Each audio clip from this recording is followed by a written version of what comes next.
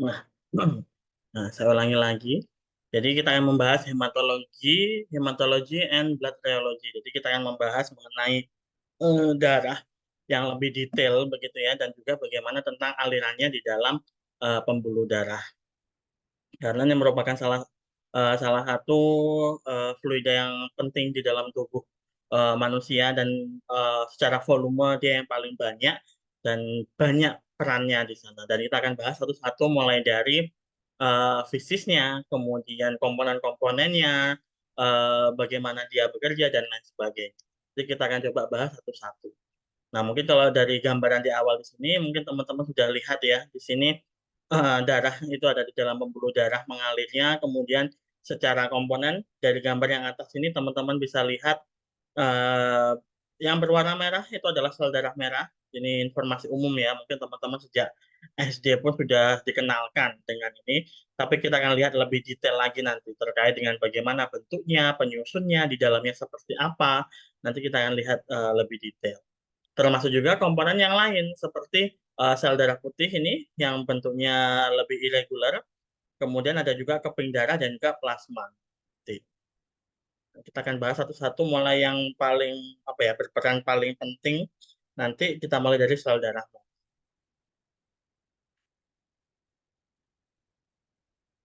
Oke. Mungkin pertama kita ini apa, bahas terminologi dulu ya mengenai istilah-istilah yang akan sering ditemui gitu. Yang pertama adalah tadi di judul ada istilahnya hematology and blood rheology. Nah, pertama dari sisi kalau hematologi jelas tadi itu adalah salah satu cabang ilmu yang mempelajari tentang darah. Jadi memang ada fokusnya begitu ya. Bahkan sekarang itu banyak yang mengembangkan, kalau mungkin nanti di sini enggak ya. Kayaknya di sini nanti akan dibahas di sama Bu Fitri ya, nanti ada mengenai body fluid atau cairan tubuh yang di sini tuh macam-macam. Salah satunya adalah darah. Darah dengan komposisi yang paling besar. Nah, darah di sini sekarang tuh ada yang mencoba untuk bagaimana sih apa ya, meniru body fluid, salah satunya ada darah. Tetapi yang menjadi apa ya, kendala hingga saat ini adalah karena komponen darah ini itu beragam, banyak fungsinya, itulah yang kemudian susah untuk apa ya, dimimik atau ditirukan kayak gitu. Kalau cairan tubuh yang lain sudah mulai ini ada. Jadi istilahnya kalau misalkan mau menguji, kalau di bidang kita misalkan mau ke arah tissue engineering atau organ artifisial atau biomaterial pada umumnya gitu ya. Kita mau mengujinya itu spesifik di area di lingkungan tertentu. Nah, kita bisa menggunakan body fluid yang sesuai dengan lingkungan tersebut. Misal kalau apa biomaterialnya untuk persendian. Nah, kita butuhnya cairan tubuhnya itu bukan cairan tubuh yang umum kayak SBF, tapi kita bisa pakai artificial synovial fluid. Jadi cairan sinovial yang dia itu artifisial, jadi buatan gitu. Itu ada kayak gitu. Atau bahkan misalkan cairan cairan tubuh pada umumnya seperti apa istilahnya, eh apa ya, ya cairan tubuh gitu ya, kayak mungkin komposisinya itu mirip sama SBF. Nah, itu bisa juga. SBF pun kan simulated body fluid, jadi memang cairan tubuh yang disimulasikan begitu. Jadi secara komponen itu mirip dengan cairan tubuh, bukan sama persis tapi mirip di sana. Nah, termasuk juga dengan darah itu sudah banyak yang mencoba untuk istilahnya membuat artificial blood, tapi tadi secara fungsionalnya ada beberapa hal yang masih belum bisa dipenuhi kayak gitu. Oke, di sini kita fokusnya membahas tentang reologi, yaitu mengenai cabang ilmu yang mempelajari mengenai deformasi atau perubahan bentuk dan juga aliran dari suatu substans atau matter di sini. Jadi memang yang kita lihat bagaimana, kalau ini kita fokusnya adalah blood rheology, berarti kita melihat bagaimana darah ini kemudian berubah bentuk dan lain sebagainya, dan juga alirannya. Ini yang jauh lebih penting. Begitu. Darah ini eh, 40 sampai 45% itu merupakan elemen yang dia punya bentuk gitu ya, atau dalam arti di sini ya ada komponen di dalamnya gitu. Jadi nggak sekedar cuma dia cairan, tapi memang ada yang apa form elemen di sini istilahnya. Ya, jadi yang bagian yang memang ada apa ya fisisnya bukan cuma fluida aja gitu. Yang di dalamnya ini itu adalah sel darah merah, red blood cell atau RBC, eritrosit ya namanya. Kemudian ada YBC, white blood cell atau leukosit. Kemudian ada juga platelet atau kita bilangnya bahasa Indonesia keping darah atau trombosit. Jadi tiga tiga komponen ini yang disebut dengan form element. Jadi yang memang ada bentukannya gitu ya. Nah, selain ketiga ini itu adalah cairannya yang itu adalah di sini adalah plasma darah gitu. Tiga komponen ini secara umum mereka punya fungsi masing-masing. Eritrosit bekerja untuk transportasi oksigen dan karbon dioksida, membawa oksigen ke jaringan, kemudian dari jaringan ketika sudah ada metabolisme, efek hasil sampingannya yang harus dibuang itu adalah karbon dioksida, diangkut kembali, dibawa ke paru-paru untuk kemudian dikeluarkan. Nanti akan lebih detail ya, ada materi di Bu Fitri juga itu terkait dengan transport gas ini yang akan lebih detail bagaimana kemudian darah itu bisa mengikat oksigen, kemudian mengikat karbon dioksida dan melepaskannya lagi kayak gitu. Itu yang fungsi utama untuk eritrosit atau sel darah merah. Kemudian yang selanjutnya ada leukosit atau sel darah putih. Nah, kalau yang leukosit di sini dia kerja utamanya adalah sebagai benteng pertahanan nih, yaitu untuk fagositosis dia akan memakan ya istilahnya di sini benda-benda asing yang itu dianggapnya berbahaya bagi tubuh gitu ya, dan juga sebagai respon imun. Jadi ya memang dia jadi benteng pertahanan tubuh kita yang pertama kali istilahnya terjun ke medan perang ketika ada sesuatu yang asing yang dianggapnya akan berbahaya gitu ya bagi tubuh tubuh manusia, dia yang akan kerja duluan gitu, leukosit. Kemudian yang ketiga ada trombosit atau keping darah yang di sini dia akan berperan untuk blood clotting atau proses ini ya apa namanya eh dibilangnya apa ya, bukan pembekuan darah tapi dia kalau untuk penutupan luka dan lain sebagainya. Itu fungsinya masing-masing dari ketiga ini.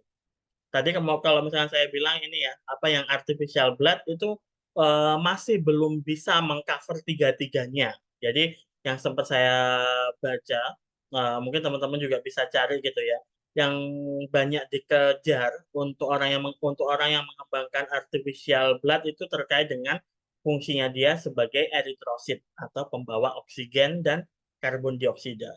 Jadi masih salah satunya aja nih, belum yang a whole package dengan yang leukosit ataupun trombositnya. Seperti itu.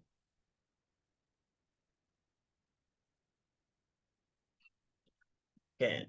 Secara komposisi sebenarnya tadi ya, komposisinya dia itu kalau yang form elemennya itu tadi 40 sampai 45 yang artinya itu ya bagian yang ada bentukannya ya sel darah merah, sel darah putih dan keping darah.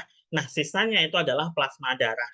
Jadi kalau teman-teman lihat yang di bagian sebelah kiri gitu ya, itu ada istilahnya whole blood gitu ya. Jadi darah secara keseluruhan itu dibagi dua, ada plasma, ada form elements.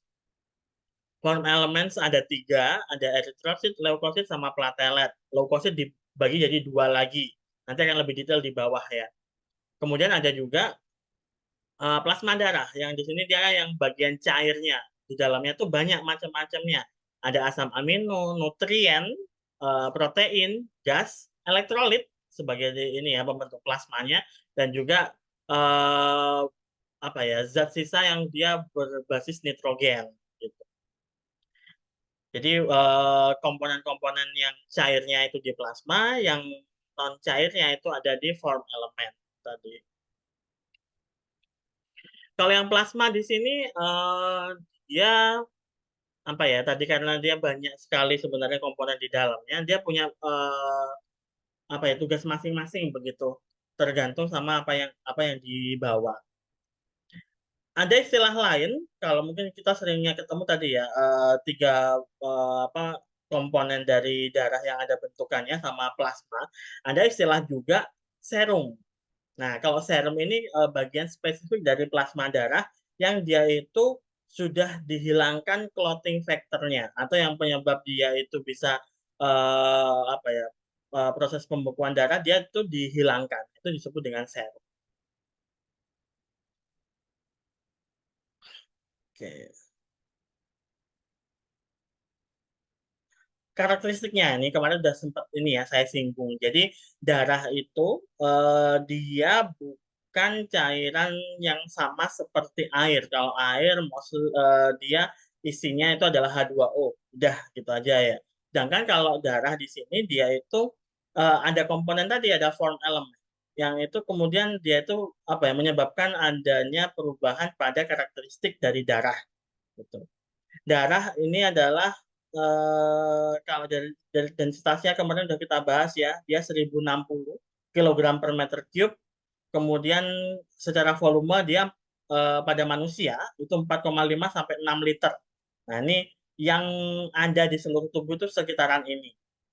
Kemudian kalau untuk viskositasnya dia 3 sampai 6 sentipoas atau 0,003 sampai 0,006 Newton second per meter persegi gitu. Nah, di sini ya. Kenapa kemudian tadi itu darah dia itu berbeda dengan air? Karena kalau air itu disebutnya fluida Newtonia. Di sini apa namanya? eh, Kekentalannya, viskositasnya itu satu, tapi kalau yang relatifnya ya, tapi untuk darah dia itu sekitar 4, dia jauh lebih kental gitu ya dibanding dengan darah. Dan di sini kenapa dia disebutnya non Newtonian? Karena viskositasnya ini itu dia itu nggak konstan, dia berubah-ubah tergantung, kalau kemarin kita bilangnya adalah laju shear-nya, shear stress atau shear strain-nya. Nah, di sini dia kemudian akhirnya karena ada punya sifat itu dia disebut sebagai non-Newtonian. Tapi nanti ya ini ada dampaknya ketika akhirnya karena darah ini dia termasuk fluid dan non-Newtonian, kemudian akhirnya apa ya? Secara karakteristik dia akan cukup berbeda dengan air.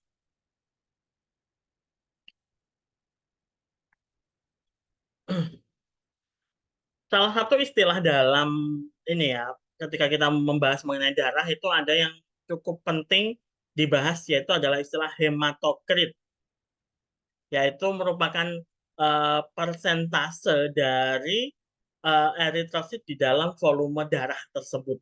Jadi banyaknya eritrosit di dalam darah tapi dalam satuannya itu persen. Nah, ini disebut dengan hematokrit. Hematokrit ini bisa kemudian menjadi salah satu indikator mengenai kondisi seseorang. Mungkin yang paling gampang adalah ketika sel darah merahnya kurang atau anemia, maka hematokrit itu akan kecil. Bisa teman-teman lihat di sini ya, di gambar yang sebelah kiri, itu eh, untuk orang yang normal, ini ya, yang di normal tuh di kiri di sini, hematokritnya itu berbeda antara laki-laki dan perempuan. Eh, perempuan lebih rendah di sini ya dibandingkan laki-laki. Begitu untuk normalnya. Tapi dalam keadaan yang anemia, maka hematokritnya akan turun. Atau dalam artian di sini persentase dari apa namanya sel darah merah di dalam tubuh orang tersebut itu mengalami penurunan. Atau sebaliknya, ketika persentase sel darah merah itu terlalu banyak sehingga ada namanya polisitemia. Nah, ini apa? Kok angka dari hematokrit ini bisa menunjukkan kondisi seseorang, begitu. Nah, di sini selain untuk anemia, salah satu juga yang bisa dijadikan indikator itu ini untuk apa namanya DBD, demam berdarah. Untuk penyakit demam berdarah itu salah satu juga yang sering dicek dalam kondisi seseorang ketika kemudian melakukan tes ini ya darah begitu, itu adalah hematokritnya yang jadi ini apa namanya patokan gitu kondisi orang tersebut.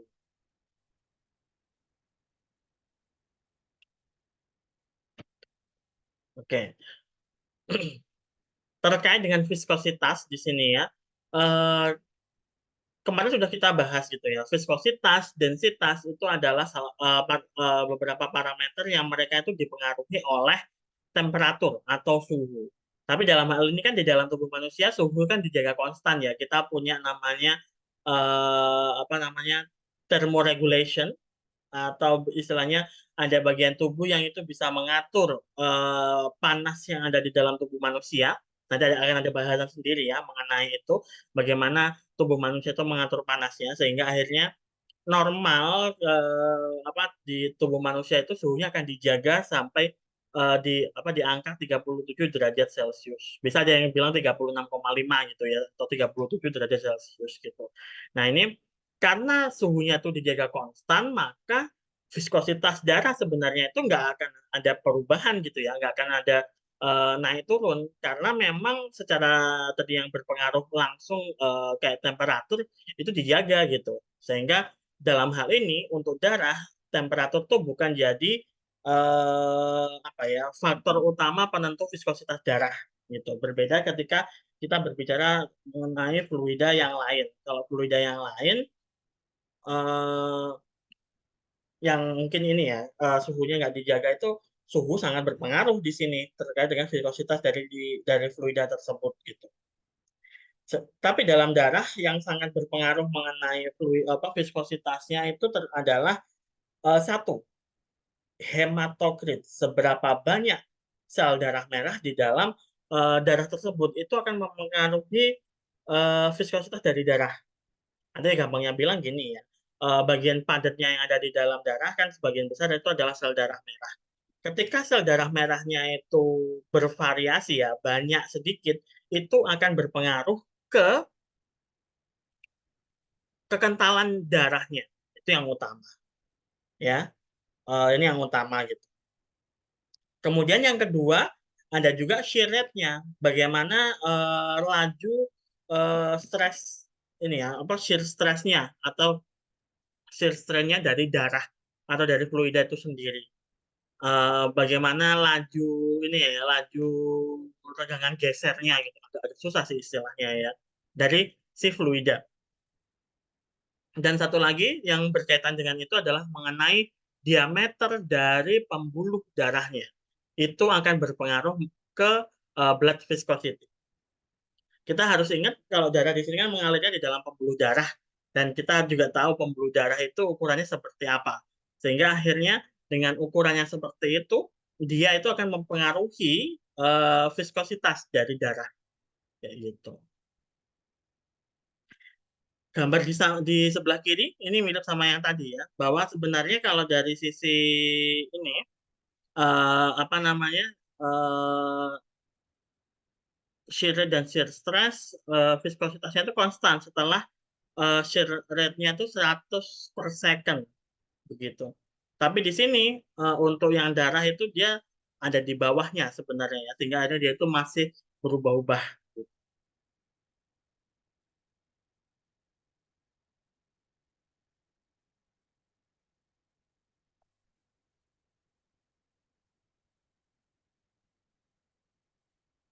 Nah, teman-teman lihat di sini ya. Ini masih berkaitan dengan viskositasnya ya. Yang di sumbu X itu adalah hematokrit. Jadi seberapa banyak atau seberapa persen komponen red blood cell atau sel darah merah terhadap volume dari darahnya dibandingkan dengan viskositas dari si darahnya itu sendiri. Teman-teman bisa lihat di sini bahwa grafik yang ditunjukkan hubungan antara hematokrit dan viskositas itu dia semakin meningkat di sini ya. Ketika hematokritnya itu semakin tinggi, dalam ini sayangnya nggak dalam persentase ya. Harusnya kalau dia dalam persentase itu mungkin 0 sampai 60 ya di sini. Nah, itu viskositasnya meningkat dari 0,0015 Newton second per meter persegi meningkat sampai 3 kalinya di sini. Ini dilakukan, kalau ini kan ini hasil penelitian orang ya. Di sini dilakukan ketika suhunya itu 37 derajat Celcius. Jadi karena memang tadi suhu tubuhnya itu dijaga di suhu ini, kita bisa anggap bahwa tidak ada pengaruh suhu gitu ya yang diberikan ke darah. Jadi kita pengen lihat pengaruh dari hematokrit ke viskositasnya kayak gitu. Kemudian untuk shear rate-nya sendiri kan dia juga berpengaruh ya. Shear rate-nya di sini dia di apa ya dianggap dia itu 100 per second tadi itu kayak gitu.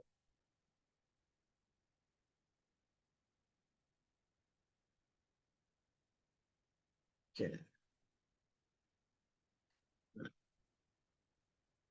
Nah, tadi kan yang berpengaruh ke viskositas darah itu ada tiga ya tadi ya.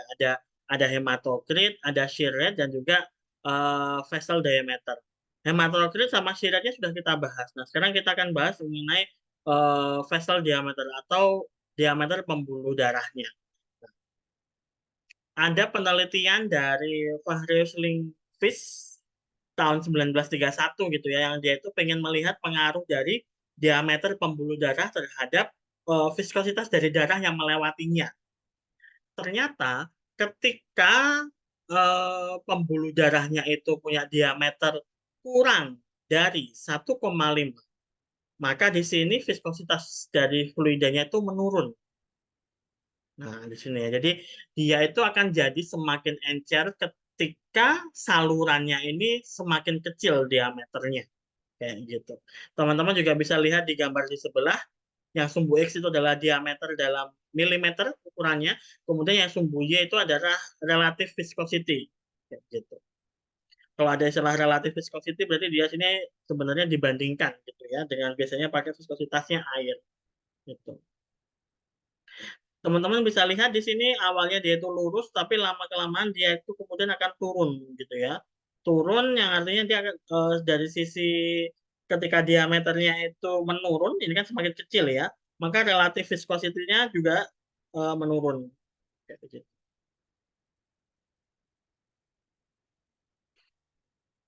Jadi ada pengaruhnya di sini ya. Kalau kita berbicara pembuluh darah, sebenarnya paling besar itu ada di aorta ya, yang dia itu satuannya milimeter.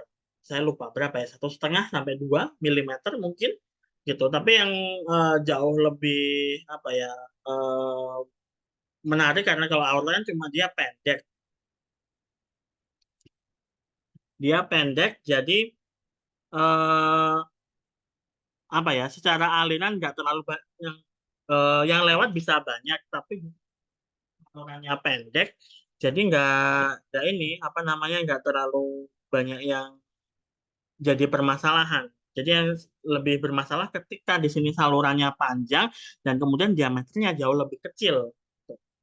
Seperti misalkan kalau kita tahu permasalahan paling banyak ada di pembuluh darah yang ada di jantung, misalkan yang di koroner, itu kan ukurannya jauh lebih kecil, yang bukan aorta ya, yang ukurannya lebih kecil, nah, itu sering jadi permasalahan. Misalkan pada kasus aterosklerosis, jadi di pembuluh darahnya ada pengendapan kolesterol yang kemudian jadi pengerasan, ada pengapuran gitu di sana, sehingga mempersempit atau bahkan menutup pembuluh darah tersebut.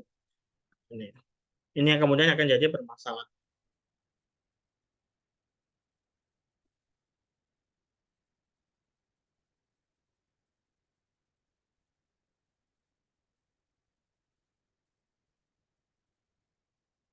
Kalau ini ya ada gambaran kalau sel darah merah itu mengalir di dalam pembuluh darah, ini judulnya salah ini ya. Mengalir di dalam pembuluh darah seperti ini, dia akan punya semacam lapisan tipis antara si darah yang mengalir yang itu dekat dengan dinding pembuluh darah. Nah, di sini kalau tidak ada sel darah merahnya, maka di sini sebenarnya pada area ini viskositasnya itu apa ya menurun malahan gitu di area yang ini nih. Nah, yang di tengah-tengahnya ini viskositasnya malah jauh lebih rendah dibandingkan yang ada sel darah merahnya. Ini ya cukup logis ya, karena kan di sini sel darah merah dia tadi termasuk form elemen, dia itu bisa menyebabkan akhirnya si fluida atau darah ini menjadi lebih kental. Kayak begitu. Tapi ketika kemudian darah ini melewati vessel atau pembuluh darah yang lebih besar dari sisi diameternya gitu ya, nah itu viskositasnya akan naik secara drastis. Jadi eh, apa ya tadi yang parameter ketiga itu lumayan ditunjukkan di sini bahwa ketika diameter dari pembuluh darahnya itu kecil, maka viskositas darahnya itu akan turun. Tapi ketika pembuluh darahnya ini besar, maka viskositas darahnya akan naik. Gitu. Yang dijadikan acuan di sini tuh ini ya, ketika sudah kurang dari 1 mm nih.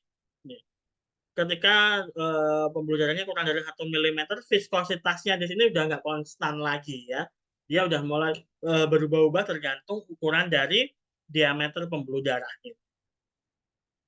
Nah, inilah sifat-sifat ini tadi yang menyebabkan kemudian darah itu dia termasuk yang non-Newtonian. Dia itu berubah-ubah dari sisi viskositasnya. Jadi nanti kalau misalkan apa ya, ketemu nih permasalahan pertanyaan mungkin berkaitan dengan darah yang seperti ini, kenapa dia disebut fluid dan non-Newtonian? Alasan utama adalah terkait dengan viskositasnya ini yang berubah-ubah, bukan lagi dipengaruhi apa namanya, bukan hanya apa tetap gitu ya, sama seperti air dimanapun dia apa namanya mengalir begitu akan selalu tetap viskositasnya, tapi kalau yang darah di sini itu berubah-ubah.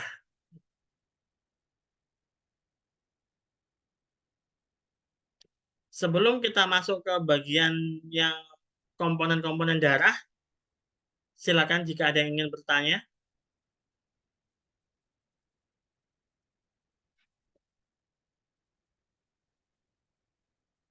Sebelum kita masuk ke eritrosit, ini komponen yang paling banyak dan juga paling kompleks gitu ya. Oh, sebenarnya kalau kompleks lebih kompleks leukosit sih sebenarnya. Tapi ini dari sisi fungsinya ini yang fungsi utamanya dia, yaitu yang pembawa oksigen dan karbon dioksida.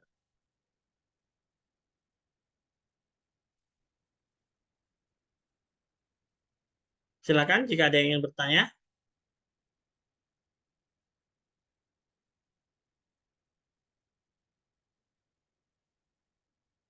bisa dilanjut. Bisa, Pak. Oke,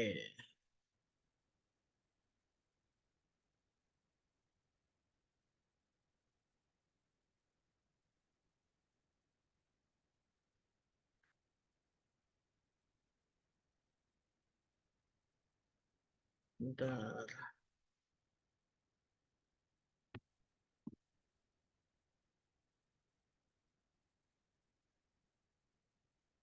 Oke, kita lanjut ke eritrosit. Nah, tadi itu masih awalannya ya. Jadi masih intronya terlebih dahulu mengenai darah yang secara umum.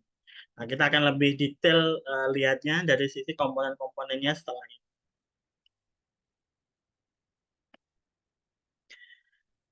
Eritrosit atau sel darah merah, kalau dari sisi bahasa, dia itu berasal dari kata eritros dan kitos. Eritros artinya merah, kitos artinya hollow atau berlubang. Atau yang dalam hal ini biasanya sering dipakai untuk istilah sel. Jadi sel darah merah, sel yang berwarna merah gitu ya bentuknya seperti ini. Dia bentuknya itu biconsave disk. Jadi bukan cuma sekedar kayak apa ya bilangnya lempengan yang bentuknya 3 dimensi, tapi dia biconsave. Artinya dia ini cekung ya bentuknya. Di tengah-tengahnya itu cekung dan B dari dua sisi. Teman-teman bisa lihat ini ketika dilihat dari samping gitu ya, kelihatan bahwa dia itu apa cekungnya itu dari dua sisi atas. Misalkan nih ya, kalau dilihat dari samping atas dan bawah. Secara diameter luarnya dia itu 8 mikron, kemudian kalau tebalnya dia itu 2 mikron untuk sisi luarnya. Yang di dalam itu 1 mikron. Jadi bentuknya itu spesifik gitu. Kenapa bentuknya seperti ini? Nah, ini ada alasannya. Secara volume dia 85 sampai 90 mikron di sini secara volume. Nah, ini kenapa bentuknya seperti ini? Bentuk bikonkaf kayak begini itu memberikan rasio permukaan terhadap volume yang jauh lebih tinggi gitu dibandingkan cuma kalau misalkan dia bentuknya apa namanya sphere atau bola gitu ya. Jadi dengan bentuk yang seperti ini dia jauh punya permukaan yang lebih lebih luas kayak begitu.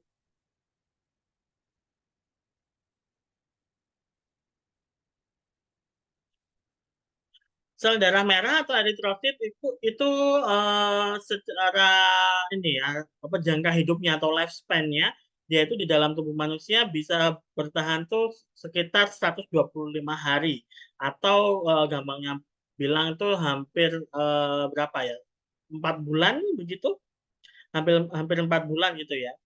Tapi secara ini keseharian ya dalam perharinya gitu sekitar 0,8% itu dihancurkan tiap hari, tapi kemudian dibentuk lagi juga. Jadi prosesnya itu merupakan cycle terus menerus yang dia itu eh, apa namanya istilahnya yang tua dihancurkan kemudian dibentuk lagi seterusnya kayak begitu.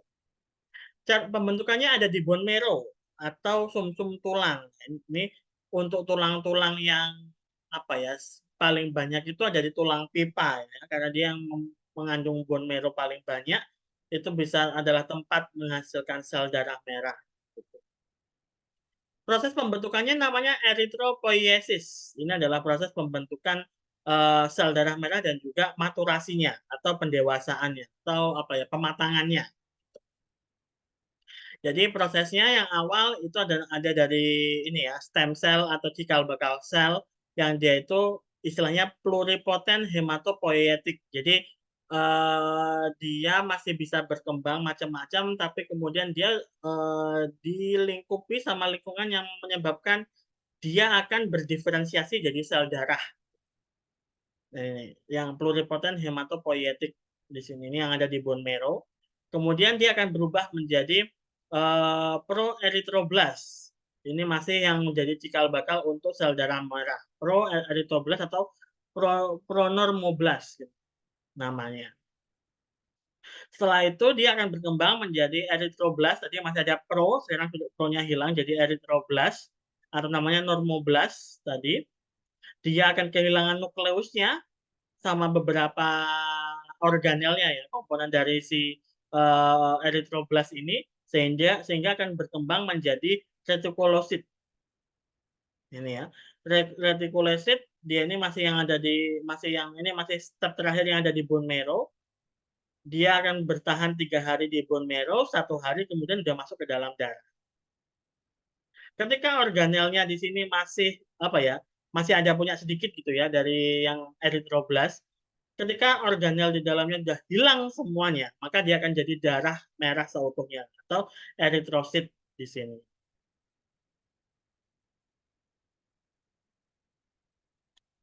Bisa teman-teman lihat ini ya. Jadi prosesnya itu eh, ada beberapa step. Sebagian besar kalau pembentukannya karena dia ini ada proses dibentuknya itu ada di bone marrow. Tapi kemudian ketika sudah mau menuju ke matang, dia sudah masuk ke dalam darah atau ada di pembuluh darah kayak begitu. Nah, ini ada satu kasus gitu ya. Kalau secara medis itu ada kasus seseorang itu apa ya mengalami eh, penurunan kemampuan untuk menghasilkan sel darah merah. Pernah dengar nggak? Tapi beda sama anemia ya. Kalau anemia itu persentase sel darah merahnya memang berkurang begitu. Bisa aja mungkin produksinya memang berkurang. Nah, kalau pada kasus yang ini tuh saya lupa istilahnya apa ya. Itu memang tubuhnya itu tidak bisa memproduksi sel darah merah dalam jumlah yang cukup gitu. Sehingga akhirnya orangnya itu memang membutuhkan transfusi darah terus-menerus.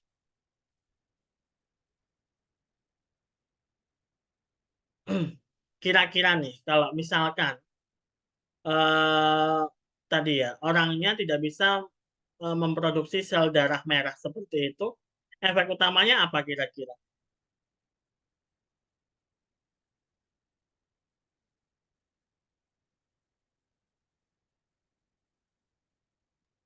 Mungkin tidak bisa mengangkut oksigen, Pak, dan menyebarkan ke seluruh tubuh. Next, efek apa? Ketika sudah nggak bisa mengangkut oksigen, apa yang terjadi? Mungkin juga tidak bisa mendistribusikan nutrisi-nutrisi yang seharusnya diperoleh, Pak.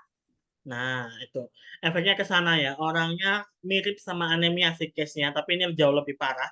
Jadi memang akhirnya orangnya akan selalu lemas, kekurangan energi karena memang akhirnya tidak ada yang istilahnya apa ya, mentransportasikan oksigen tadi dengan baik begitu. Jadi cenderung akan sangat lemas, nggak bertenaga dan lain sebagainya. Dan kemudian caranya yang paling apa ya, paling cepat untuk memulihkan adalah ya dengan transfusi darah. Jadi harus memberikan darah secara terus-menerus. Di sini kita tahu bahwa darah itu regenerasinya itu 125 hari. Jadi ketika tadi darah ditransfusi, kemudian kondisinya sudah berubah, kembali membaik, misalkan dalam waktu 125 hari darah yang tadi ditransfusikan itu akan dirombak gitu ya sama tubuh. Dan karena tubuh nggak bisa memproduksi lagi, pasti orangnya akan membutuhkan transfusi lagi. Dan ini kan terus menerus gitu. Bagaimana kemudian yang bisa dilakukan? Nah, ini yang kemudian ada beberapa pengembangan yang paling banyak adalah berkaitan dengan stem cell. Bagaimana kemudian dengan memanfaatkan cikal bakal sel ini harapannya itu bisa eh, apa ya sistem selnya itu berkembang menjadi sel darah merah atau dia apa ya semacam memicu tetangga-tetangganya yang ada di bone marrow untuk bisa menghasilkan sel darah kayak gitu. Jadi apa ya case-nya jadi tadi karena proses ini yang erythropoiesis ini bermasalah, efeknya bisa ke sana. Gitu. Oke, nah si sel darah merah di sini yang kalau kita lihat komponen utama di dalamnya itu ada namanya hemoglobin. Di dalam hemoglobin itu ada komponen penting yaitu ada besi, di sana ada iron, ada Fe. Tapi Fe-nya di sini dia bukan yang Fe besi berkeliaran sendirian ya, tidak. Dia itu dalam bentuk ion yang kemudian diikat sama si hemoglobin yang menyebabkan sel darah merah itu berwarna merah di sini ya. Dia punya hemnya di sini. Yang itu memang penyebab sel darah merah itu berwarna merah. Untuk ironnya karena di tadi ya volume darah itu 4,5 sampai 6 liter eh, yang dibutuhkan sebenarnya untuk menghasilkan ini sekitar 1 sampai 4 miligram iron per harinya itu minimum.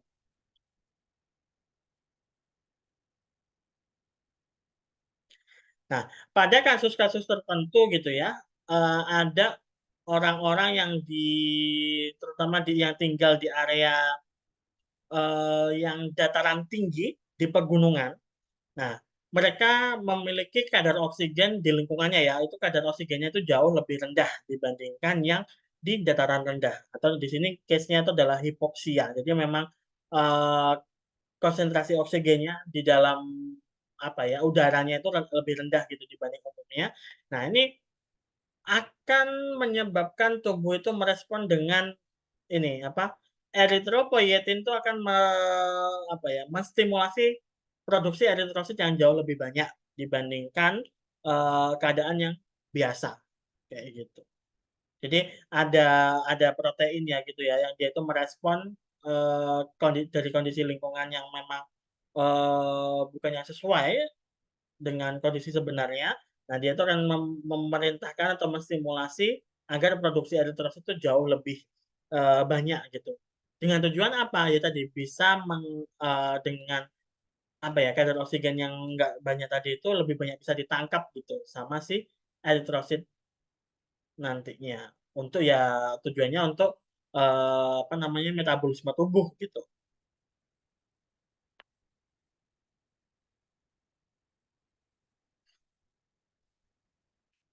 Nah, ini mungkin secara lengkap prosesnya seperti ini.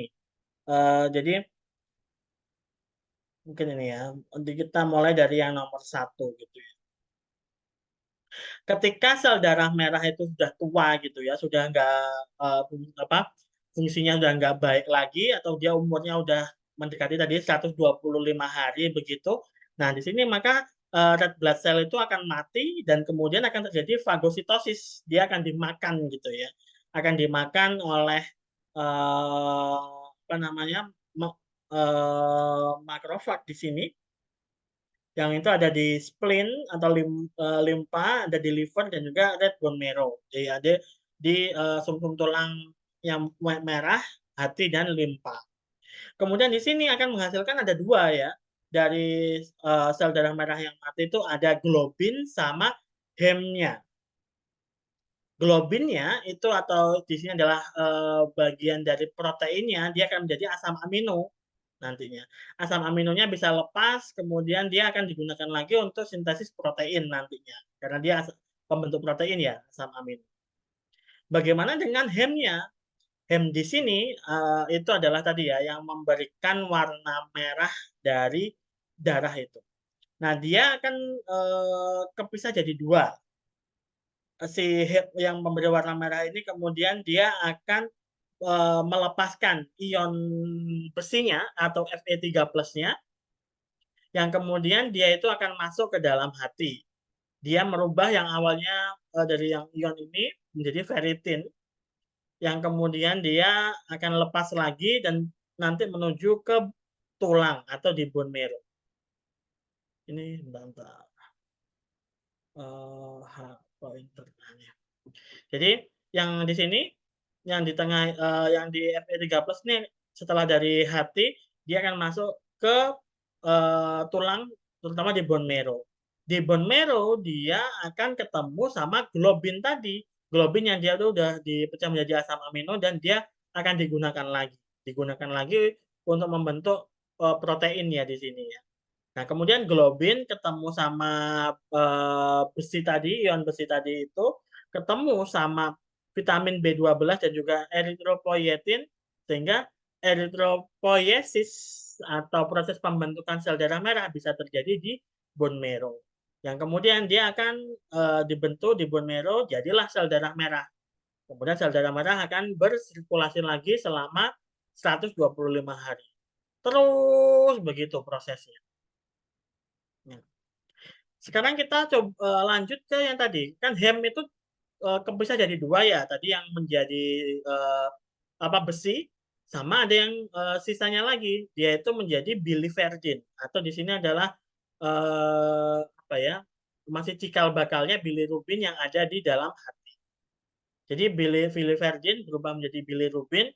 Bilirubinnya itu yang di dalam empedu ya, di sini atau di bile, ada di cairan empedu yang kemudian dia akan masuk ke dalam apa usus halus ini ya dia kemudian nanti yang akhirnya memberikan warna pada feses di sini gitu sampai kemudian dia akan disaring oleh ginjal dan diambil lagi di apa dikeluarkan oleh beberapa dari urin.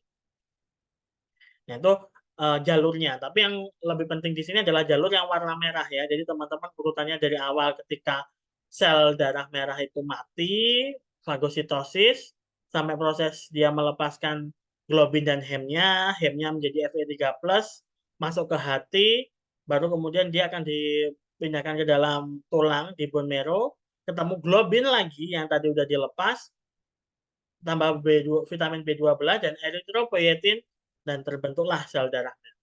Itu terus siklus ini terjadi. Nah, case yang tadi sempat saya sampaikan itu permasalahan itu ada ketika di bone marrow-nya. Jadi ketika di bone marrow atau sumsum tulang itu nggak terjadi proses pembentukan sel darah merahnya. Jadi nggak ada yang dihasilkan gitu ya.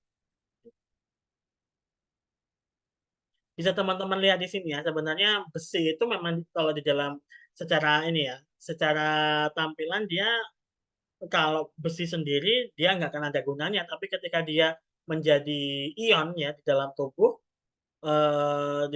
seperti ini, dia berperan penting untuk proses pembentukan sel darah merah. Ketika konsentrasi ion besi di sini berkurang, maka proses pembentukan sel darah merah pun juga akan terganggu gitu ya. Jadi memang ada beberapa case sepertinya kalau nggak salah pada ibu hamil. Nah, ini membutuhkan konsumsi zat besi yang lebih begitu untuk agar karena memang di dalam tubuhnya sedang ada proses pembentukan janin begitu karena dibutuhkan proses pembentukan sel darah merahnya jauh lebih besar.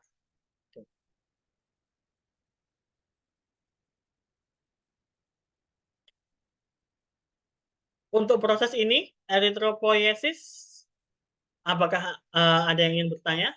Silahkan.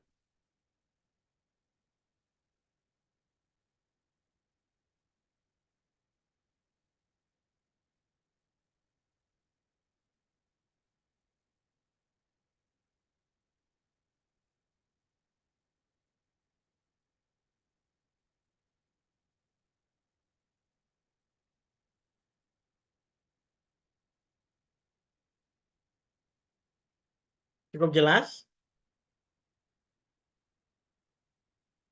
Dari saya jelas, Bapak.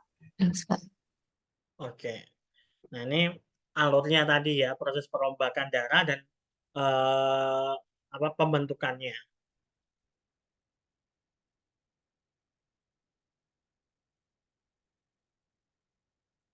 Oke, sekarang kita ke lebih detail mengenai sel darah merahnya. Nah, di sel darah merah di sini ya, eh dia itu tadi ya, kan ketika proses pembentukannya yang masih retikulo apa namanya retikuloblast tadi, retikulosit, dia itu di sini masih punya organel-organel atau komponen. Tapi ketika komponen ini hilang, maka dia akan menjadi eritrosit. Di dalam ini, dia itu isinya sebenarnya adalah sitoplasma. Sebenarnya hanya yang cairan sel aja di dalamnya, yang dia itu mengandung hemoglobin atau pemberi warna merah tadi itu ya di sini. Merah atau tidaknya darah ini sangat tergantung sama si sel darah merah ini gitu ya. Dan sel darah merah di sini dia sudah nggak punya organel-organel lagi, nggak punya nukleus, nggak punya RNA, aparatus Golgi ataupun mitokondria. Jadi dia itu cuma punya hemoglobin di dalamnya sama sitoplasma. Tapi walaupun dia nggak punya mitokondria, tapi dia itu dibilangnya tetap apa living cells, sel yang hidup, dan dia itu aktif secara metabolisme kayak gitu. Makanya dia tuh agak unik gitu ya. Kadang kan biasanya yang jadi patokannya apakah sel itu dianggapnya hidup atau tidak, eh, tidak itu berdasarkan adanya metabolisme gitu ya yang ada di dalam sel tersebut. Yang artinya ada proses pembentukan energi dan lain sebagainya. Yang itu terjadi karena mitokondria gitu. Tapi dalam hal ini karena dia itu apa ya tadi bisa membawa hemoglobin dan kemudian mengangkut oksigen dan lain sebagainya, dia tetap dibilangnya metabolically active. Pada orang yang normal, darah di dalam tubuhnya itu kan tadi 4,5 sampai 6 liter gitu ya. Tapi kalau kita lihat sel darah merahnya, dia itu ada 5 juta sel darah merah dalam tiap 1 mililiter cube darah. Bayangkan sebanyak apa gitu. Sehingga ini yang kadang jadi patokan untuk darah yang baik itu range-nya berapa sih sel darah merahnya gitu ya. Biasanya satuannya ini. Per milimeter cube itu ada berapa sel darah merahnya. Ada alatnya ini ya. Kalau teman-teman udah belajar SIM juga kemarin saya nggak tahu ada nggak ya materi tentang blood analyzer. Nah, kalau pakai blood analyzer itu dihitung gitu ya, seberapa banyak sel darah merahnya, sel darah putihnya untuk per satuan volume tertentu gitu. Nah, biasanya pakainya milimeter cube ini sih. Kayak gitu.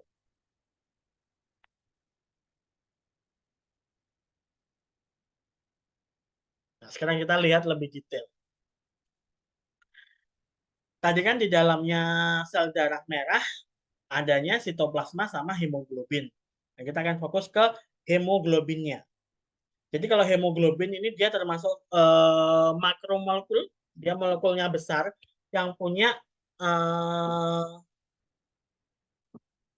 molekular weight 67.000 Dalton. Ini satuan dari ini ya, apa molekular weight ya. Biasanya kalau teman-teman nanti yang di bidang apa ada rekayasa jaringan, organ artifisial, ketika membeli suatu bahan gitu ya, terutama polimer itu sering ditanyain yang molekular weight-nya berapa Dalton. Nah, itu di apa ini angka ini misalnya diminta. Ada yang sampai ratusan ribu, ada yang sampai jutaan, ada yang puluhan ribu, macam-macam. Dan itu akan menentukan sifat dari si materialnya. Oke. Kemudian hemoglobin dia itu termasuk dalam golongan protein ya di sana. dari kata globinnya ini, dia itu adalah protein dengan rantai polipeptida yang panjang.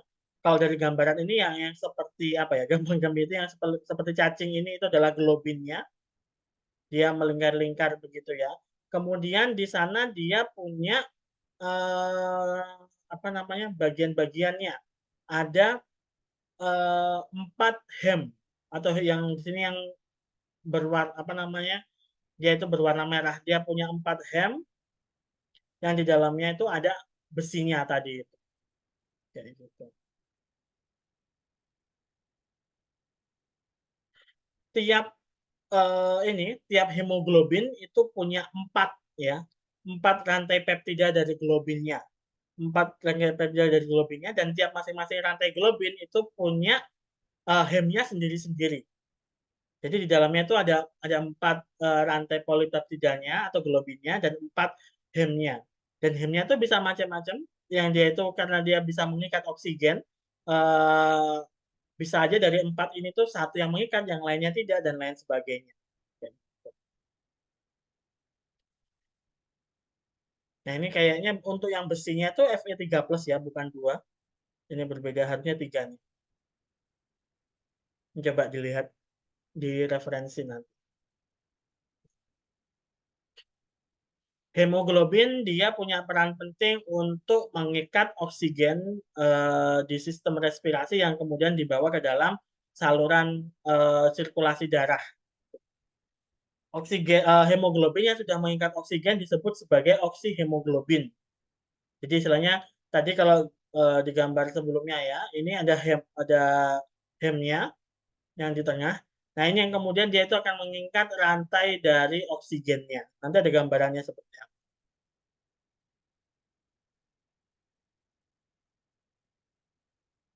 Dia memang apa ya punya punya sifat khusus yang kemudian dia peka terhadap oksigen yang kemudian ketika ketemu gitu ya ketemu sama oksigen dia akan membentuk ikatan gitu dengan oksigennya yang kemudian dia akan bawa. Ketika tekanan oksigennya itu rendah atau ini ya komposisi oksigennya itu rendah, maka eh, apa ya probabilitas atau kemungkinan bahwa lebih satu atau lebih dari 4 unit dari hem tadi itu mengikat oksigen itu jadi rendah gitu ya. Jadi ya logis aja gitu ya. Ketika memang secara komposisi dia rendah, maka kemungkinan untuk terikatnya jauh juga lebih rendah. Tetapi ketika tekanannya ini meningkat, maka yang terjadi adalah kemungkinan untuk mengikatnya itu juga lebih tinggi. Jadi akan yang mengikat tuh karena tadi ada 4, itu bisa lebih dari satu yang mengikat oksigen. Tuh.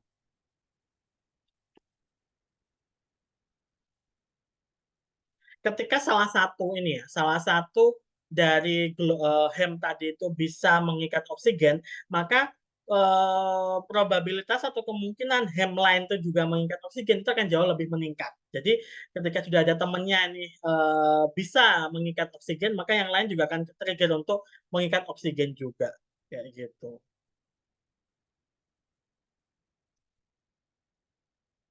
Jadi kalau memang secara komposisi oksigennya itu lebih banyak, maka proses untuk pengikatan oksigennya akan jauh lebih efektif. Ini yang kemudian dipakai sebagai dasar terapi hiperbarik. Ada yang pernah dengar nggak? Terapi hiperbarik. Pernah dengar Pak, cuman teknisnya belum sebegitu paham. Tentang apa? Ada yang tahu nggak? Kalau nggak salah itu anu Pak, dimasukkan ke suatu ruangan yang eh, kemudian diberikan tekanan oksigen yang tinggi seperti itu Pak, biar masuk ke dalam tubuhnya itu oksigen-oksigen yang baik. Seperti itu mungkin Pak. Nah, oke. Ada yang menambahi?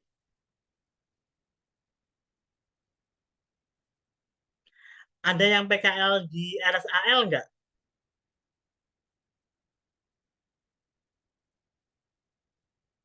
rumah sakit Angkatan Laut Dr. Ramelan yang di Ahmad Yani, ada nggak yang PKL di sana?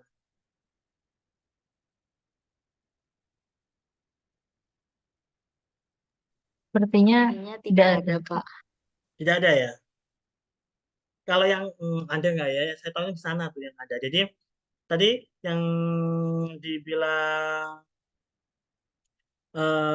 Nismara tadi terkait dengan ini ya, prosesnya itu benar kayak gitu. Jadi orangnya itu yang akan diterapi itu dimasukkan ke dalam ruangan atau chamber gitu ya istilahnya. Yang kemudian dia itu akan dipapari sama oksigen tapi dengan tingkat kemurnian yang jauh lebih tinggi. Ada yang masih ingat di dalam udara itu komposisi oksigen itu berapa persen sih?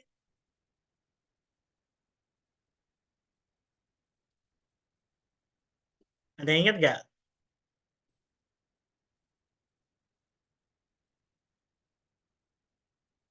Di udara yang kita hidup ini sebenarnya berapa persen sih oksigennya gitu?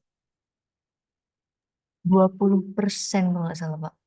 Ya, sekitaran 20 ya persentase oksigennya. Sedangkan dalam terapi hiperbarik ini coba dinaikkan gitu. Saya kurang tahu berapa persennya sih, tapi kayaknya hampir 100 sih kalau nggak salah. Jadi memang akhirnya tadi kalau apa Nismara bilang oksigen yang baik bukan yang oksigen yang baik ya, tapi secara komposisi itu yang jauh lebih baik gitu. Jadi bukan nggak ada komposisi gas-gas yang lain, tapi ini dibuat yang oksigennya itu pure gitu. Nah, itu yang kemudian kenapa dibuat seperti ini? Nah, tadi biar darah itu bisa mengikat jauh lebih banyak yang kemudian oksigen itu masuk di dalam peredaran darah, yang artinya apa? Dia akan memproses apa namanya metabolisme itu jauh lebih cepat akhirnya. Biasanya terapi hiperbarik ini digunakan untuk kasus apa? Ada yang tahu nggak?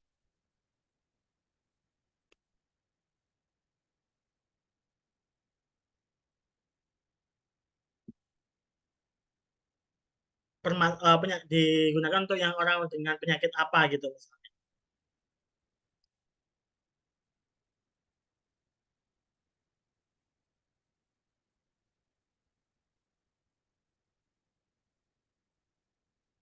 Ada yang tahu? Kalau anemia berat, apakah bisa Pak diterapi dengan hiperbarik? Anemia berat. Nah, kalau anemia sebenarnya permasalahan itu ada di sel darah merahnya yang mengikatnya. Itu yang jadi yang bermasalah. Tapi saya kurang tahu pastinya ya kalau untuk itu. Nah, kalau pada kasus yang terapi hiperbarik itu biasanya karena tujuannya adalah meningkatkan metabolismenya, ini ada yang di chat. Nah, benar nih yang dibilang Mutiara, penyembuhan luka itu yang banyak sekali kemudian pakainya itu ya ini apa namanya terapi hiperbarik ini. Jadi biasanya pada orang-orang yang diabetes terus kemudian di tubuhnya itu banyak lukanya, lukanya apalagi luka basah begitu ya. Nah, itu kemudian harus di ini apa namanya biar kemudian lukanya cepat kering, cepat sembuh. Nah, itu diterapinya dengan terapi hiperbarik ini. Itu salah satu ininya ya. Dan saya tahu kalau di ini ya di Surabaya itu tadi di Rumah Sakit Angkatan Laut Dr. Ramelan itu ada di sana. Gitu. Oke.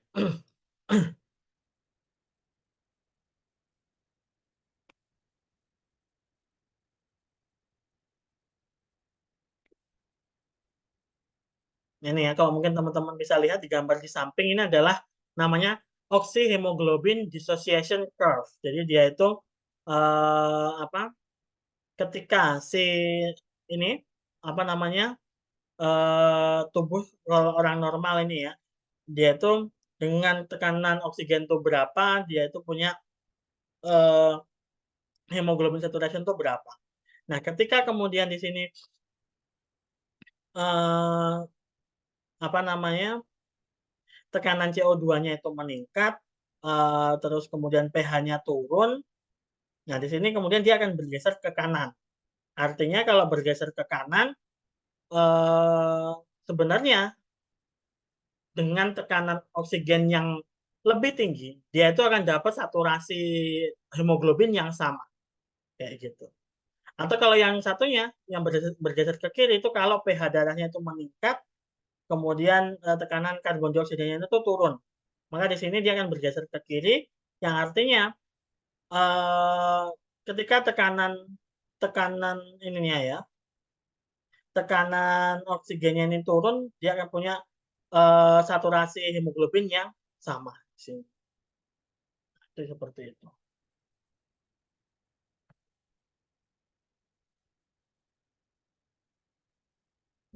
Ini yang tadi mau saya bilang, saya tunjukkan apa bentukan dari si hemoglobin. Jadi hemoglobinnya di sini, oksihemoglobin tuh ini, teman-teman lihat fokus yang di atas nih ya. Si besinya tadi yang di hemnya itu, dia akan mengikat rantai double punyanya oksigen. Nih, seperti ini. Jadi ada oksigen yang nempel. Kemudian kalau dia itu sedang nggak ada ya udah nanti dia itu cuma punya seperti ini. Ini yang deoksihemoglobin.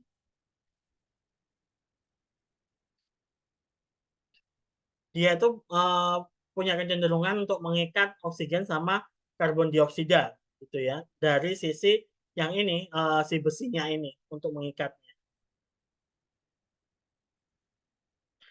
Ketika ada oksigennya dia akan berwarna merah gitu ya. Tapi ketika oksigennya ini udah lepas, dia akan berwarna lebih ke arah ke ungu ke biru gitu. Atau mungkin kalau kita bilang seringnya dulu ketika ini ya sirkulasi darah gitu warnanya merah masihan kalau dia kayak oksigen gitu ya.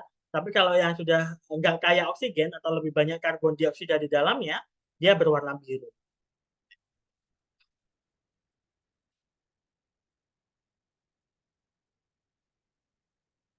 Oke, ini untuk dua yang lain mungkin kita nggak akan sering ketemu ini ya bentukan yang dua yang lain. Yang sering ketemu mungkin dua ini. Sama mungkin ada gambaran satunya kalau ada yang CO2-nya. Hemoglobin itu ada beberapa macam. Jadi ada yang hemoglobin A, A2, sama F, sama S. Gitu. Tapi yang umum itu yang A sama A2 ini. Terutama yang A. Ini adalah 95 sampai 98% pada orang-orang dewasa itu adalah hemoglobin A. Ini yang normal gitu ya. Tapi kemudian kalau yang A2 ini dia kecil konsentrasinya, kecil 1,5 sampai 3,5% yang ada di sini. Kemudian ada yang F. Kalau F di sini ini yang munculnya pada anak-anak atau apa ya bayi gitu ya. Di sini fetal itu ada 2 sampai 3%. Kemudian kalau S ini yang abnormal. Nah, ini indikasi-indikasinya kalau hemoglobin A atau A1 ya, itu dia rendah, maka dia yang ini yang disebut sebagai anemia gitu di sini atau kehilangan apa ya kondisinya itu sel darah merahnya itu kurang. Kalau A2, nah ini kalau yang hemoglobin A2 ini tinggi, maka orangnya tersebut mengalami talasemia. Nanti kita akan bahas lebih detail ya mengenai beberapa kasus atau apa ya penyakit-penyakit yang berkaitan dengan darah. Nanti ada kita bahas sendiri termasuk talasemia di sini. Kemudian kalau F-nya di sini ya, F-nya di hemoglobin F itu tinggi pada fetus atau yang neonatal baru lahir begitu ya. Tapi lama kelamaan kemudian dia akan hilang begitu. Bukan hilang ya, berganti gitu ya. Tapi ini juga pada kasus yang talasemia dia juga akan mengalami peningkatan yang F-nya. Kalau hemoglobin S itu munculnya pada orang yang punya penyakit sel darah merahnya bentuknya kayak sabit. Nanti ada juga nih namanya sickle cell disease. Kayak gitu.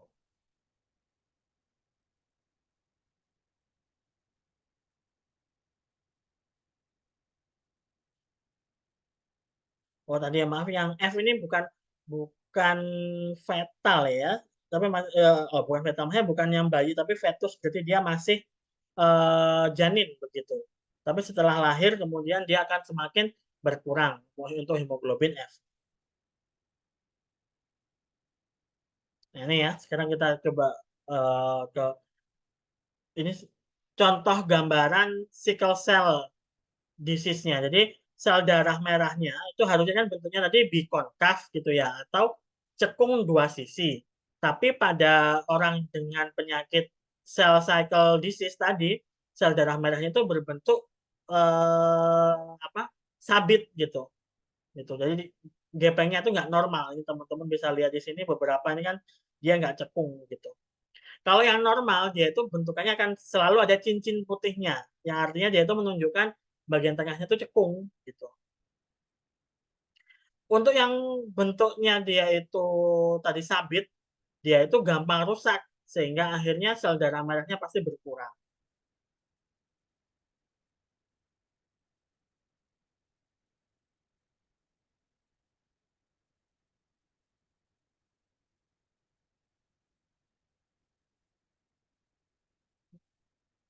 Gitu.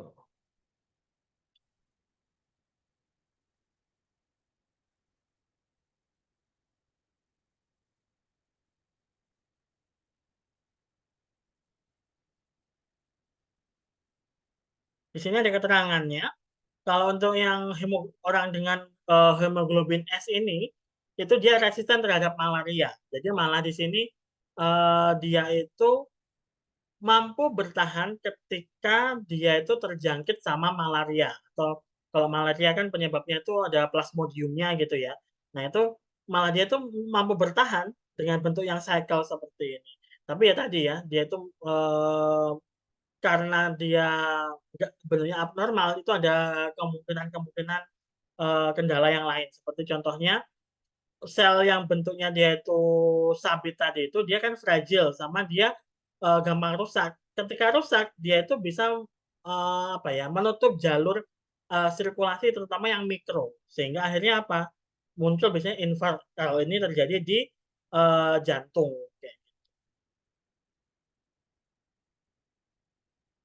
Nah ini contoh ini kita masuk ya ke yang sickle cell-nya tadi dibilangnya anemia ya. Jadi bentuknya sabit-sabit seperti ini dia akan jauh gampang capek begitu seperti anemia umumnya sama kemudian tangan dan kakinya itu mengalami pembengkakan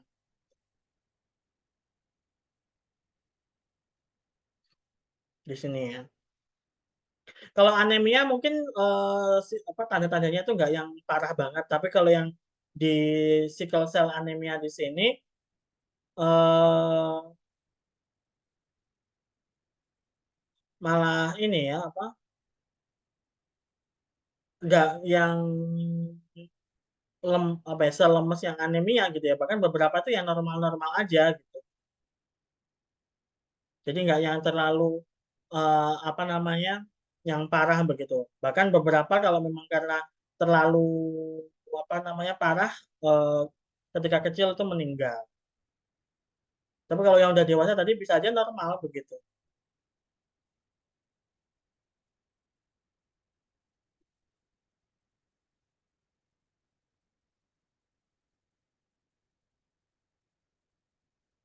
Nah,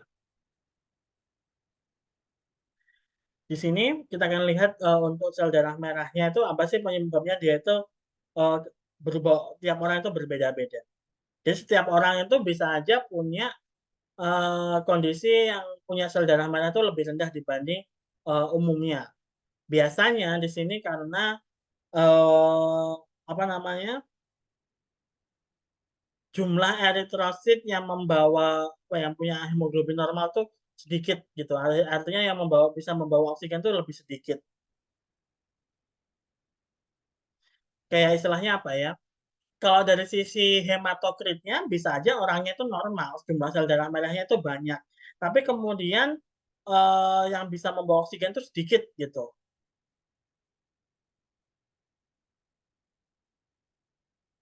Jadi istilahnya apa ya? Yang bisa menunjukkan ini kadang itu dilihat dari tadi.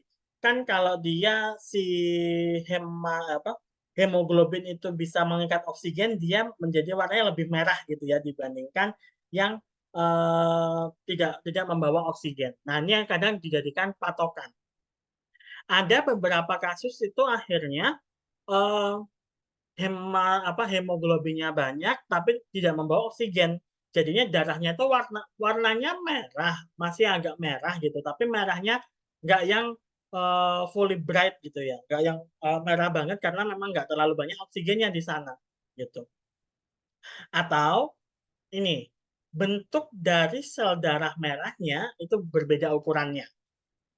Itu yang kemudian berpengaruh. Di sini ada grafisnya di sini ya. Jadi ada istilahnya itu hiperkromik, normokromik, sama hipokromik. Yang ini menunjukkan derajat dari tingkat kecerahan warna merahnya pada sel darah merah. Kemudian dari ukurannya ini, dari yang normal sampai yang mikro gitu ada.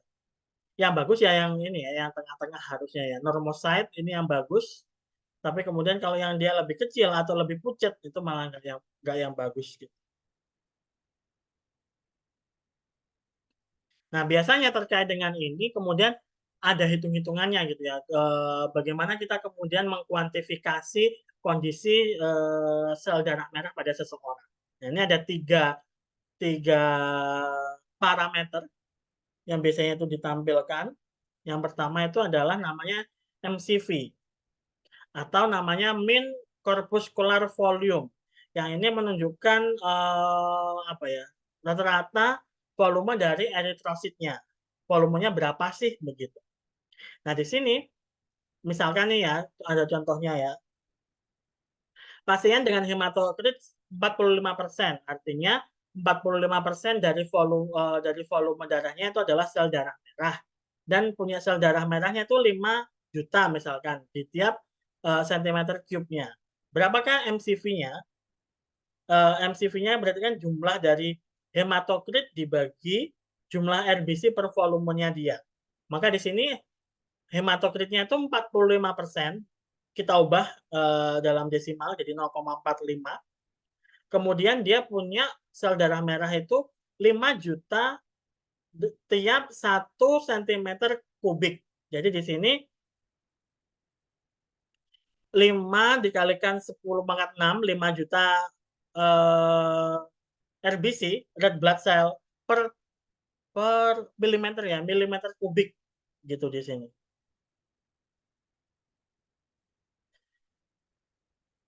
Per milimeter kubik dikali, nah ini ya, ini mau dijadikan meter kubik kalau di sini ya. Jadikan meter kubik maka akan jadi seperti ini hitungannya. Jadi 90 mikron pangkat 3. Sebentar, ini mikron kata 10 pangkat 6 itu adalah saya pakai annotate aja ya biar nggak bingung di sini. Yang ini itu adalah mau mengubah nih satuannya yang 1 milimeter cube mau jadikan yang meter cube di sini. Maka akan dapat di sini sekitar 90 dikalikan 10 pangkat min 18 meter cube di sini. 10 pangkat min 18 itu kan sama dengan 10 pangkat min 6 dipangkatkan 3. 10 pangkat min 6 meter itu sama dengan mikron. Maka hasilnya adalah 90 mikron pangkat 3. Itu untuk MCV-nya, mean corpuscular volume. Ingat, karena dia volume, jadi harusnya satuannya itu pangkat 3. Ya. Ini.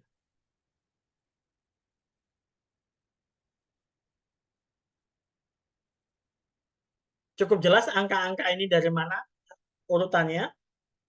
Ini hematokritnya yang 0,45, 45%, jadi 0,45. Kemudian 5 kali 10⁻6 itu adalah 5 juta RBC per milimeter kubik. Milimeter kubik ini mau kita ubah jadi meter kubik, yang kemudian endingnya jadi satuannya mikron kubik.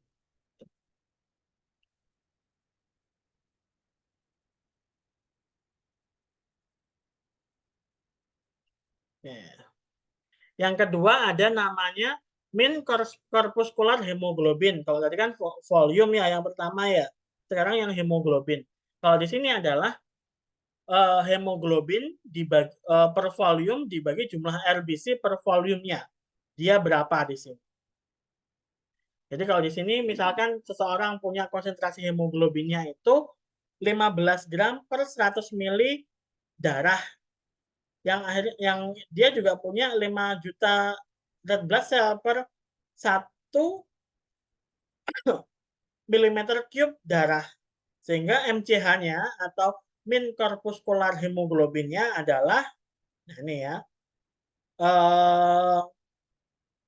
pertama adalah konsentrasi hemoglobinnya. Hati-hati, dia per 100 apa nih di sini mililiter ya, dibagi dengan jumlah RBC per satuan volumenya, yaitu 5 kali 10 pangkat 6 RBC per milimeter cube. Di sini cuma main-main perubahan satuannya, ya. Yang awalnya mililiter di sini mau dijadikan biar apa ya, milimeter cube biar sama-sama bisa disederhanakan sama bawahnya.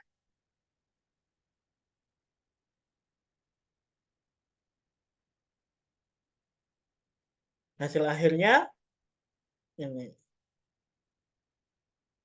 30 kali 10 pangkat 12. Ini saya nggak lupa nih. Ini G-nya apa di sini?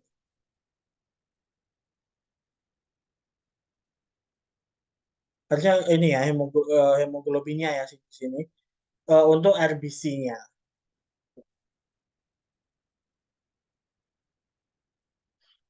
Kalau ini kita pengen lihat ya seberapa banyak hemoglobin untuk per RBC-nya atau red blood cell. Nah, satu lagi kalau tadi MCV, MCH sama satu lagi ada MCHC, yaitu mean corpuscular hemoglobin concentration. Jadi beda dikit sama yang tadi. Kalau yang di sini sekarang konsentrasi hemoglobinnya dibagi sama hematokrit, ya. Di sini bedanya di situ. Jadi seberapa banyak hemoglobin per volume darah yang dihitung. Jadi 3 inilah yang kemudian sering dijadikan patokan gitu ya, terutama untuk melihat kondisi seseorang, bagaimana sel darah merahnya. Gitu. Jadi ada MCV, MCH, sama MCHC. Oke.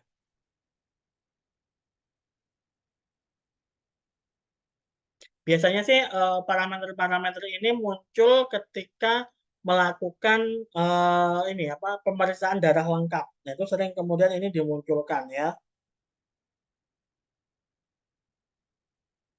Sering dimunculkan.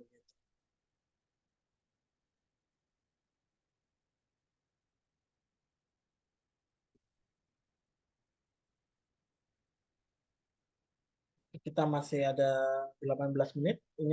Ini masih eritrosit ya. Mungkin kalau nggak cukup saya akan lanjut minggu depan karena kita belum bahas leukosit dan juga leukosit, trombosit dan juga plasma. Tapi yang memang paling banyak bahasannya itu terkait dengan eritrosit di sini.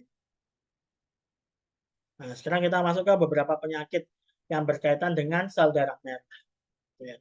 Yang pertama adalah tadi berkaitan dengan anemia di sini. Jadi biasanya kalau anemia dilihat dari ini ya. Ini beberapa kali jadi topik skripsi juga itu untuk yang image processing terkait dengan ini apa namanya untuk deteksi anemia tapi lewat bagian dalam kelopak mata atau konjungtiva palpebra. Nah, ini yang bagian ini bisa menjadi indikasi apakah orang tersebut mengalami anemia atau tidak. Gampang capek, kaki sama tangannya itu dingin, nafasnya pendek-pendek, ya begitu. Itu adalah tanda-tanda dari anemia karena memang akhirnya sel darah merah yang itu fungsinya untuk mengangkut oksigen di sini kurang sehingga terjadilah tanda-tanda itu tadi.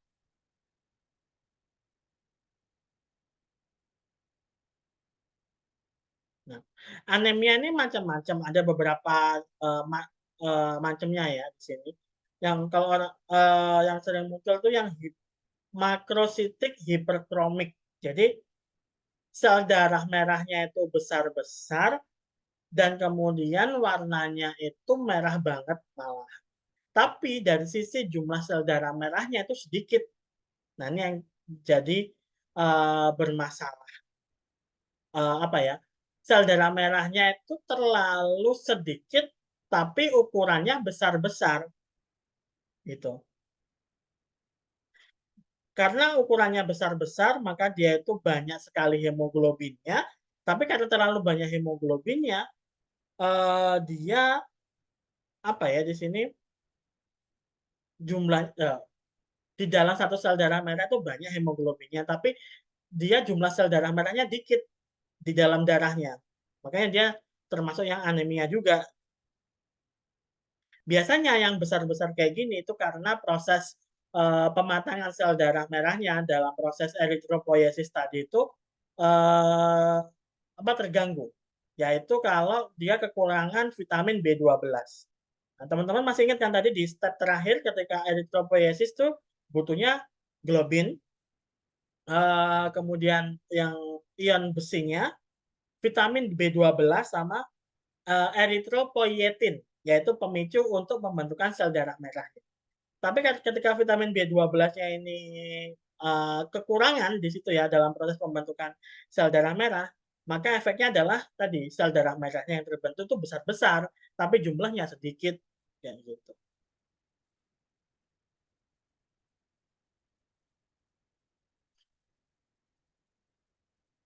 Yang tadi ya masih sama. Kalau ini kebalikannya ya, kebalikannya sama anemia yaitu polisitemia, di mana volume dari sel darah merahnya itu jauh lebih banyak dibandingkan orang yang normal. Kayak gitu. Biasanya kalau ini tuh yang lebih dari 6 juta. Kan normalnya itu 5 juta nih per cube milimeter cube-nya. Nah, pada orang yang mengalami polisitemia itu lebih dari 6 juta. Biasanya ini terjadi ketika orangnya mengalami dehidrasi. Jadi kehilangan banyak darah, jadi akhirnya di dalam darahnya itu eh, apa ya konsentrasi sel darah merahnya jauh lebih meningkat akhirnya.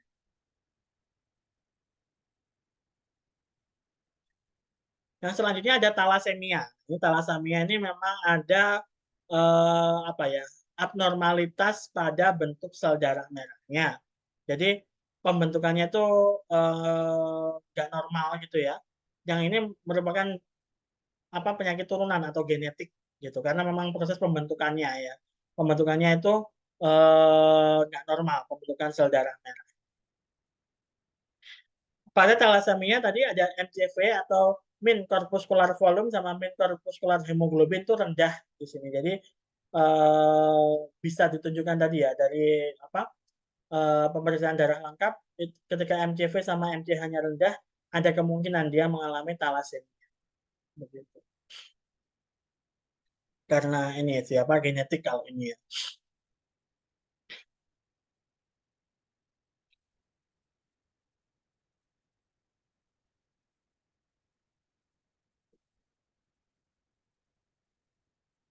Untuk sel darah merah, silakan jika ada yang ingin bertanya sebelum kita lanjut ke sel darah putih.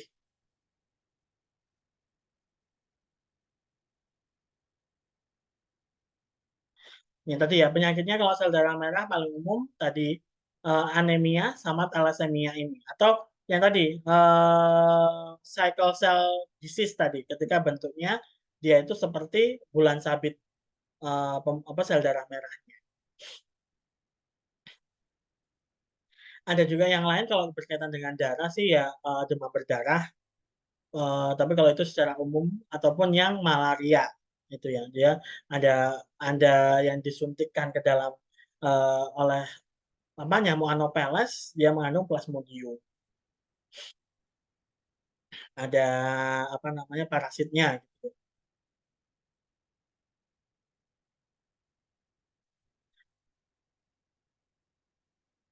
Apakah bisa lanjut atau silakan jika ada yang ingin ditanyakan Izin bertanya, Pak. ya. Terkait dengan penderita sickle cell disease tadi, itu salah satu gejalanya kan tangan dan kakinya itu bengkak.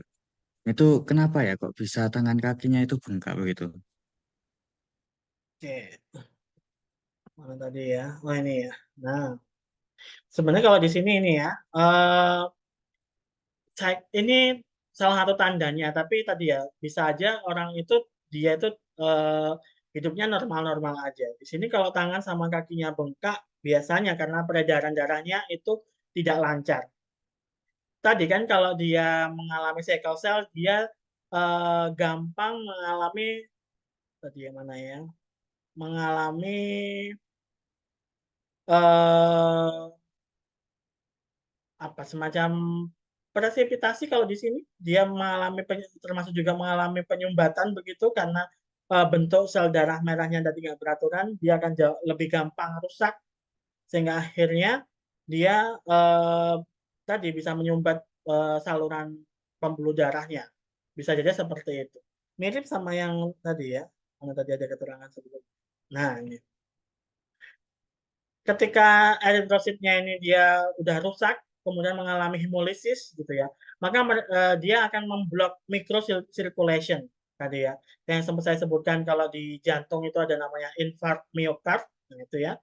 Ini kalau misalkan yang umum tadi, ketika yang disumbat itu adalah pembuluh darah perifer atau yang di apa di luar jantung ya, yang di pinggir gitu. Nah, bisa aja pembengkakan seperti ini. Gitu ya. Karena memang aliran darahnya tidak lancar karena tersumbat oleh cycle cell yang mengalami hemolisis tadi. Jadi kayak nutup salurannya jadinya, terutama untuk yang microcirculation. Ya, seperti itu.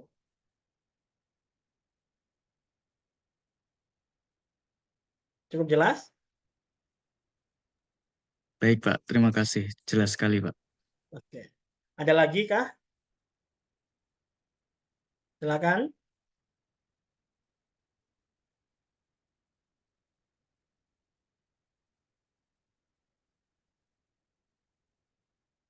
Ini kita masih berbicara itu terkait dengan darahnya saja ya, Mas ya. Masih terkait dengan komponen di dalam darahnya gitu. Yang ini memang ada kelainan kayak tadi misalkan secara konsentrasi itu kurang, ada yang secara bentuk itu abnormal begitu ya. Kita belum berbicara mengenai bagaimana kalau alirannya di sini itu bermasalah. Misalkan yang tersumbat, kemudian adanya apa istilahnya bukan kalau tersumbat mungkin jadi buntu gitu ya. Tapi ada juga kasus yang lain itu misalkan pada kasus aneurism. Jadi pembuluh darahnya menjadi nipis, jadi lebih tipis, tapi kemudian dia akan jadi membentuk gelembung. Itu kalau pembuluh darahnya yang bermasalah. Nanti mungkin akan lebih detail lagi. Jadi banyak macamnya. Kita masih fokusnya ke yang komponennya ini, Mas Yan.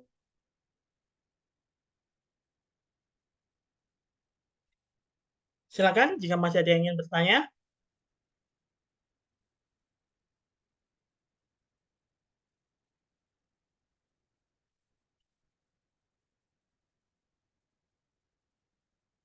Kalau belum kita lanjut sedikit ya terkait dengan leukosit atau sel darah putih. Nah ini ya, kalau tadi adalah sel darah merah yang bertugas untuk mengangkut eh, apa namanya oksigen dan karbon dioksida, dioksida. Nah yang leukosit dia fungsi utamanya adalah fagositosis atau yang apa ya memakan gitu ya, sama yang imunorespon, imun respon atau sebagai benteng utama tubuh kita begitu. Dia terbagi jadi dua, ada namanya granulosit sama agranulosit gitu. Ada yang ada granulnya, ada yang nggak ada granulnya. Jumlahnya ini jauh lebih sedikit ya dibandingkan sel darah merah. Dia 4.000 sampai 11.000 leukosit tiap milimeter cube gitu. Tampilannya juga beda ya, makanya ini dibilang sel darah putih karena dia itu translucent atau mungkin agak lebih tembus pandang gitu dibandingkan sama sel darah merah yang dia jauh lebih kelihatan merah. Leukosit, nah ini bedanya ya dengan sel darah merah. Dia punya nukleus dan organel gitu ya. Jadi nggak cuma kayak bentuk apa ya, bikonkav tadi ya seperti sel darah merah, tapi dia punya inti sel dan juga organelnya, yang itu gampang terlihat.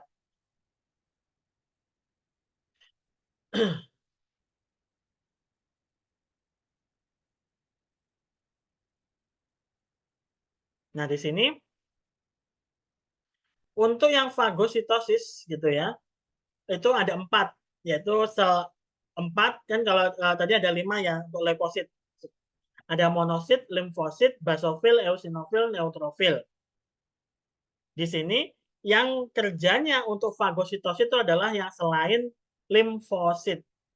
Jadi yang limfosit ini khusus untuk dia sistem imun. Tapi 4 yang lain itu adalah fagositosis. Untuk yang apa ya, kerjanya itu memakan benda-benda asing yang ada di tubuh manusia. Gitu. Ada 4 ya. Nanti tapi dia punya peran masing-masing. Nanti akan kita bahas lebih detail masing-masing. Ya. Yang belakangnya ada namanya fil, itu yang granulosit. Tapi yang belakangnya sit, itu adalah agranulosit. Itu yang gampangnya, ini yang ingat-ingat. Secara jumlah di sini, yang paling banyak itu adalah neutrofil. Neutrofil ada sekitar 2.500 sampai 7.500. Kemudian baru dia ada limfosit, yang tadi untuk sistem imun, itu 1.000 sampai 3.000. Baru kemudian monosit, 200 sampai 800, eosinofil 40 sampai 400, dan basofil 10 sampai 100. Ini juga bisa dilihat dari sisi bentuknya. Dari bentuknya 4 itu hampir mirip, yang beda sendiri itu yang monosit. Monosit itu jauh lebih besar dibandingkan yang lainnya.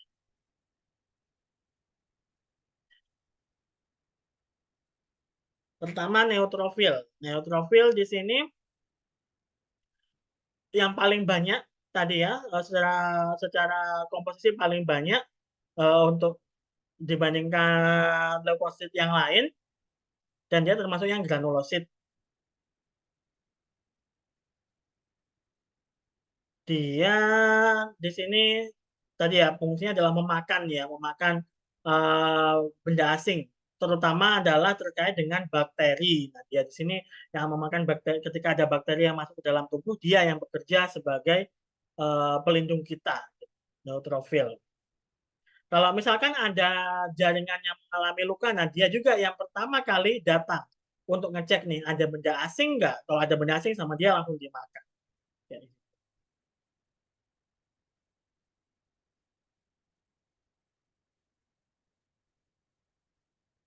Nah, limfosit yang terbanyak nomor 2, dia kerjanya adalah untuk sistem imun yang ada di tubuh kita.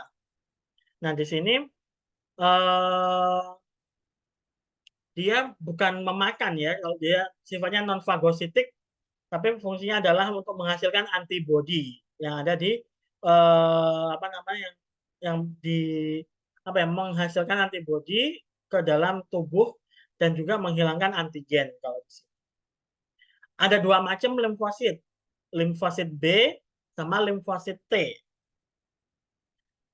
Kalau B itu dia dihasilkan di bone marrow, jadi ada huruf B itu dari kata bone marrow, ya, yang dihasilkan dari bone marrow. Kemudian ada juga yang T. Nah, kalau T dia dihasilkan oleh kelenjar timus. Ya, bedanya di situ. Ada T dari bone marrow, T dari timus di sini. Yang T cell itu ada 2, ada helper, ada yang killer. Kalau yang limfosit T. Kita kembali yang B dulu tadi ya.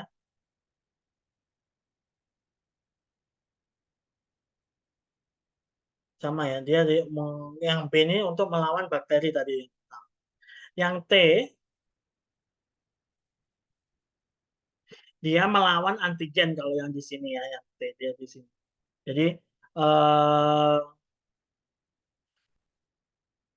dia bisa juga untuk apa ya? Ketika ada permasalahan yang dirasa untuk tadi ya antigen itu muncul, maka dia akan menghasilkan substan kimia untuk memanggil si neutrofil sama limfosit B untuk segera ngumpul di sana gitu ya. Tapi limfosit T nggak menghasilkan antibodi secara langsung. Jadi dia eh, apa namanya, semacam harus di-trigger dulu gitu.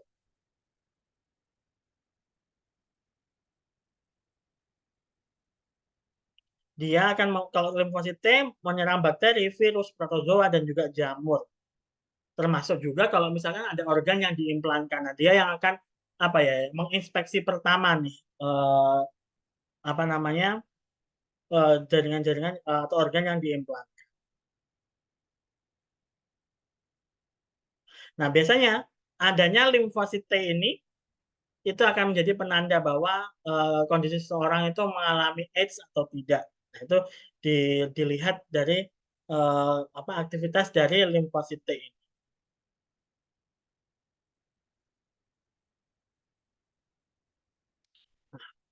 Oke, waktu kita sudah habis. Nanti kita akan lanjutkan minggu depan terkait dengan limfosit ini.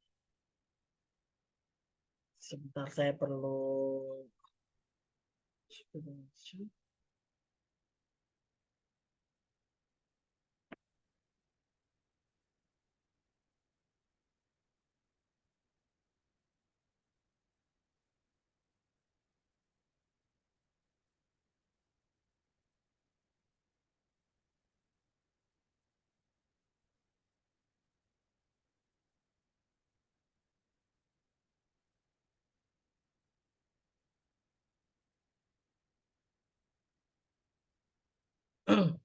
Oke, sekian untuk hari ini. Terima kasih